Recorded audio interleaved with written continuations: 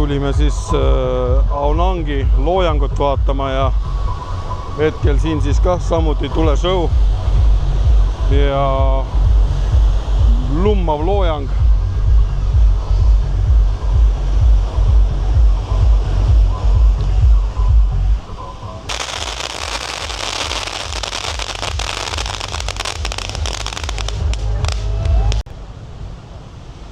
Siin on näha siis tänase kergelt tormise Aonangi randa siis saabub sükene ferri mingisugune kiirpaat, mis siis ilmselt toob inimesi sealt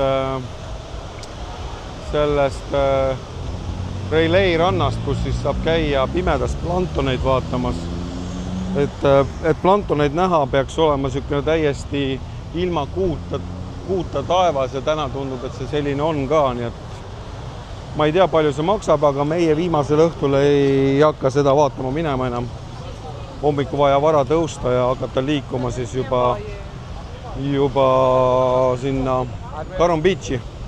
Praegu on väiksed arusaamatused ka meil siis selle hommikuse praamiga, et näitab väljumise ajaks 9:30, aga transveer võtab meid peale siis mingisugune 10:30, tähendab 9:30 tuleb peale, aga neid näitab praami väljasõiduaega samana.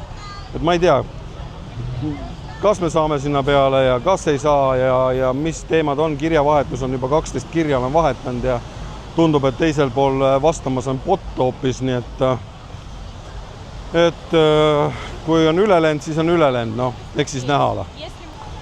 Aga hetkel siis jah, on suund võetud mul kuskile mööda ranna äärt pidi, nii et vaadata, kas ma leian siis koha, kus siis saab normaalse hinnaga tai-massaaži. Tahaks sellega ära proovida, sellepärast, et siin pidi olema see Aonangis kõige odavam, igal pool Caron Beach, Kata Beach ja nii edasi, seal on 400-500 bahhi on siis tund. Mitte, et see kallis oleks, see on kõvasti odavam kui Eestis, et 5 sotti on siis, ma ei tea, mingi äkki 12 euri või 10 euri või midagi või 4 sotti. Et igal juhul on ta igal juhul odavam kui Eestis, nii et aga tahaks veel odavamat, aga kvaliteetset, nii et võtan siis suuna praegu kuskile massaažisalongide otsimisse.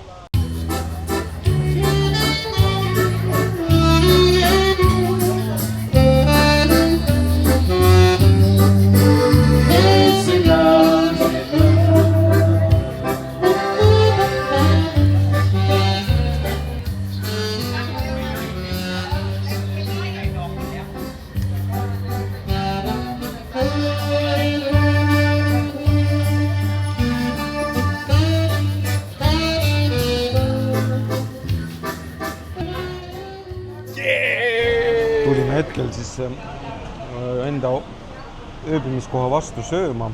See on väike, tundub, et mingisugune väike kas India või ma ei tea, mingi restoran. Ja kihvt on see, et terve lagi on tuulikuid täis, nii palju kui silm seletab. Ja siin oli mingi toit, kus ananassi sees on siis mingi kana ja mingi riisivärk. Siis ühe suure shangi õlle võtsime, selle on happy hour, see on 90. Ja kogu see summa oli vist, tuleb kokku vist 540, et see on äkki mingi 15 euri või.